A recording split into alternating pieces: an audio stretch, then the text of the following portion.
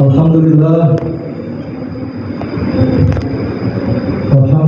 nahmaduhu wa nasta'inuhu wa nastaghfiruh wa na'udzu billahi min shururi anfusina wa min sayyiati a'malina may yahdihillahu fala mudilla lahu wa may yudlil fala hadiya lahu. Asyhadu an la ilaha illallah wahdahu la syarika lahu wa asyhadu anna Muhammadan abduhu wa rasuluh. Allahumma shalli wa sallim wa barik ala sayyidina Muhammad wa ala alihi wa ashabihi wa man tabi'ahum bi ihsan ila yaumiddin. Wa la hawla wa la quwwata illa billahil aliyyil azim. Amma ba'd. Ayyuhal hadirun, usikum wa nafsi bittaqwallah wa ta'atihi la'allakum tuflihun. Wa qala Allah ta'ala fil Qur'anil Karim, a'udzu billahi minasyaitonir rajim. Bismillahirrahmanirrahim.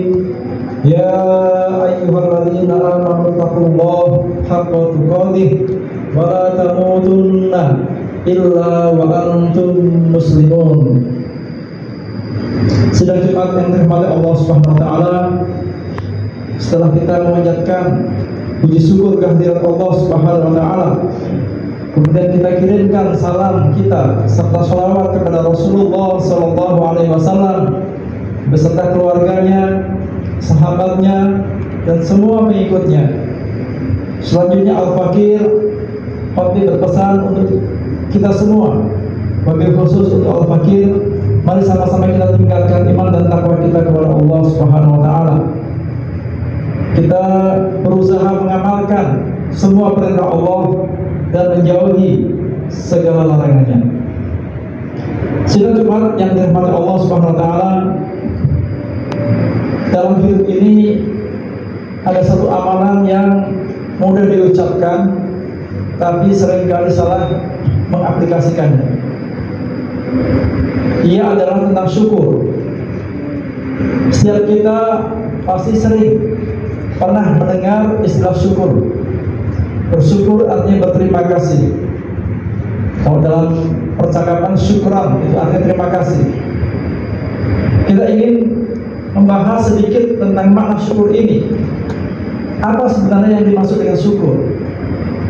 Para ulama menyepakati bahwa yang dimaksud syukur adalah menggunakan semua kenikmatan yang Allah berikan untuk lebih mendekatkan diri kita kepada Allah Subhanahu wa taala, untuk bisa memperbanyak amal soleh kita, sehingga tidak disebut syukur ketika ada seseorang hamba diberi kenikmatan oleh Allah Subhanahu wa taala, tapi kenikmatan tersebut justru menjadikan dia makin jauh dari Allah Subhanahu wa taala.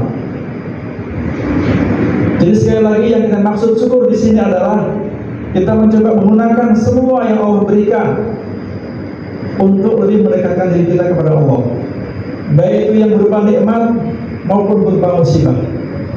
Sebab ada kalanya seseorang ketika diberikan musibah oleh Allah, ternyata ia justru makin dekat dengan Allah Subhanahu wa taala. Sebaliknya, ketika ada orang yang sehat walafiat, tidak pernah sakit, tidak pernah kena musibah, malah ternyata sering lupa kepada Allah Subhanahu wa taala. Sehingga kita kembalikan lagi makna syukur ini, yaitu menggunakan semua yang Allah berikan, semua yang kita dapatkan dari Allah Subhanahu wa taala untuk lebih mendekatkan diri kita kepada Allah Subhanahu wa taala. Itulah syukur. Dan terkait syukur ini, Allah berpesan kepada kita semua bahwa kita harus selalu bersyukur kepada Allah, sehingga dengan demikian Allah pun berkenan melipat gandakan nikmat yang akan diberikan kepada kita. Sebagaimana firman Allah Subhanahu wa taala dalam surah Ibrahim ayat ke-7, A'udzu billahi minasyaitonir rajim, wa in ta'adzana rabbukum la in syakartum la azidannakum wa la in kafartum inna 'adzabi lasyadid. Yang artinya, dan ingatlah ketika Tuhanmu memaklumkan, sesungguhnya jika Anda bersyukur, maka pasti akan kami tambah nikmat kami. Dan jika kalian mengkufurinya atau mengingkarinya, sesungguhnya azabku sangat pedih. Ayat ini jelas mengajarkan kepada kita untuk selalu bersyukur kepada Allah Subhanahu wa taala. Sehingga kalau kita ambil satu garis lurus, syukur berbanding lurus dengan ketaatan kepada Allah Subhanahu wa taala. Salah satu ciri atau indikator seorang itu bersyukur kepada Allah adalah dia makin taat kepada Allah Subhanahu wa taala. Sehingga semakin banyak nikmat yang diberikan oleh Allah, maka semakin taat hamba tersebut kepada Allah Subhanahu wa taala. Artinya syukur itu berbanding lurus dengan ketaatan.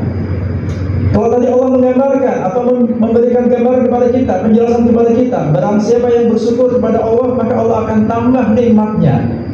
Sehingga ketika seorang hamba makin taat kepada Allah, maka nikmatnya pun akan semakin bertambah. Nikmat dalam hal beribadah kepada Allah, misalkan menjadi senang sholat berjamaah ke masjid, sholat sunnahnya nggak kelewat, qiyamul lailnya juga sama, membaca Quran, puasa dan sebagainya. Demikian pula dengan infak sedekah, semakin menikmatinya. Karena ketika ia mensyukuri nikmat Allah, maka ketaatannya pun akan semakin bertambah. Dengan asbab itu maka Allah pun berkenan melipat gandakan nikmatnya kepada hamba tersebut. Sehingga sekali lagi jemaah sekalian, wujud syukur kita kepada Allah adalah lebih mendekatkan diri kita, lebih mengupayakan agar diri kita lebih dicintai oleh Allah Subhanahu wa taala dan memperbanyak amal-amal soleh.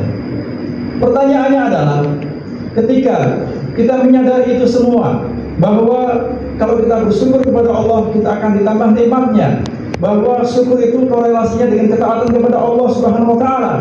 Masalahnya adalah kadang kita merasa berat ketika kita mau melakukan suatu amalan, misalnya sholat berjamaah ke masjid. Kita merasa berat untuk melangkahkan kaki kita ke masjid, tapi kita merasa ringan kaki kita melangkah ketika kita akan bepergian jauh. Sehingga jelas para ulama mengatakan tempat yang paling jauh, sesuatu yang paling berat untuk dikunjungi adalah masjid. Di mana ada orang bisa bepergian keluar kota, keluar negeri dengan ringan, tapi jarang melangkahkan kakinya ke masjid yang sejatinya masjid itu tidak terlalu jauh dari rumahnya. Karena memang perjalanan yang paling berat, perjalanan yang paling jauh adalah perjalanan ke masjid untuk sholat berjamaah. Atau kita memahami bagaimana keutamaan membaca Al-Quranul Karim, diberikan pahala per huruf oleh Allah Subhanahu wa taala. Kita tahu betul, dalil-dalilnya kita hafal. Masalahnya adalah kita merasa berat tiba-tiba untuk mengamalkannya. Kita tidak bisa setiap hari mampu membaca Quran, alasannya sibuk. Sementara untuk aktivitas yang lain selalu kita punya waktu. Sehingga para ulama ada yang mengatakan bahwa ketika kita bisa melaksanakan kesibukan-kesibukan kita, bisnis kita, sosial media kita, obrolan kita, dan sebagainya, bisa kita sediakan waktunya. Sementara untuk membaca Al-Quran kita mengatakan sibuk sehingga tidak punya waktu untuk membaca, maka para ulama mengatakan sebenarnya orang tersebut bukan sibuk, tapi terhalang oleh kebaikan. Na'udzubillah min dzalik. Ini mesti kita introspeksi jamaah sekalian. Jangan sampai ternyata Allah tidak menghendaki kita mendapatkan kenikmatan-kenikmatan dalam beribadah. Ternyata Allah tidak menghendaki kita mendapatkan kebaikan-kebaikan yang lebih luas. Dengan asbab tadi itu, mungkin kita kurang bersyukur kepada Allah Subhanahu wa taala. Karena tadi kita mendapat nikmat dari Allah, tapi malah kita menjauh dari Allah Subhanahu wa taala. Kemudian kita juga memahami bahwa Allah Subhanahu wa taala memberikan kekuatan pada seorang hamba bukan pada fisiknya, tapi pada hatinya. Ini juga korelasinya dengan makna syukur tadi itu. Karena bersyukur itu sumbernya dari hati, bukan dari fisik. Lidah kita mengucapkan alhamdulillah, tapi hati kita sangat bersyukur kepada Allah Subhanahu wa taala apapun yang diberikan kepada kita oleh Allah Subhanahu wa taala. Sehingga kita paham betul bahwa Allah itu memberikan kekuatan pada seseorang ada pada hatinya. Karena iman itu ada di hati, takwa ada di hati. Sehingga ketika ada orang hatinya kuat kepada Allah Subhanahu wa taala, imannya kuat kepada Allah Subhanahu wa taala, takwanya bagus kepada Allah Subhanahu wa taala, maka amalan seberat apapun dia akan ringan melaksanakannya. Kita sering melihat ada orang tua secara fisik sudah jauh lebih tua ketimbang kita, jalannya sudah susah, sudah menggigil, sudah gemetaran dan sebagainya. tapi orang tua ini masih menyempatkan dirinya, bahkan memaksakan dirinya 5 waktu ke masjid. Malamnya masih bisa qiyamul lail, baca Qur'annya masih rutin, infak sedekahnya juga tidak pernah terlewatkan. Sementara kita yang secara fisik masih sehat, masih lebih bugar, kita kalah dibandingkan dengan bapak tua tadi itu. Mungkin kita ke masjid tapi jarang-jarang, sementara bapak tadi itu 5 waktu tidak pernah ketinggalan takbiratul ihram di masjid. Ini sekali lagi bahwa bukti sebenarnya Allah meletakkan kekuatan ada pada hati hambanya, bukan pada kekuatan fisiknya.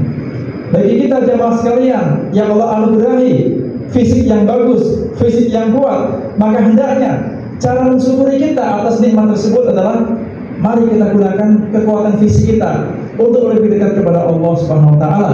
Lebih sering menuju masjid, lebih sering menuju rumah Allah Subhanahu wa taala, lebih sering menghadiri kajian-kajian. Dengan begitu, kita menunjukkan bahwa ya Allah, hamba-Mu telah bersyukur kepadamu.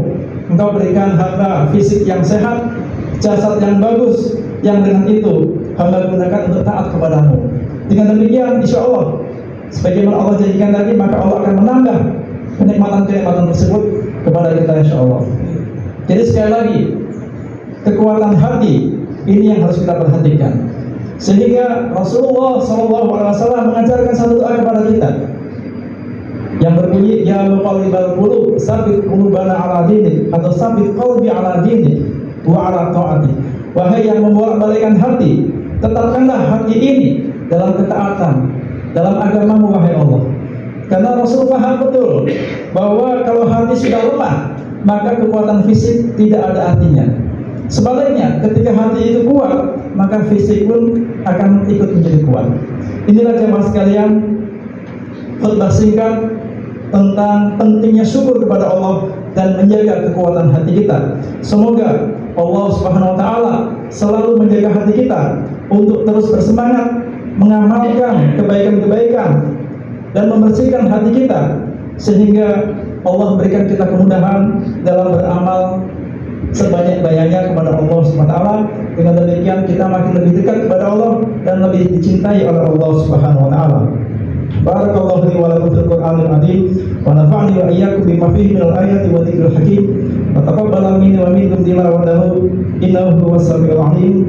Wa qulu qawli hadza wa astaghfirullah li wa lakum wa lisa'il muslimina wal muslimat wal mu'minina wal mu'minat fastaghfiruhu innahu huwal ghafurur rahim.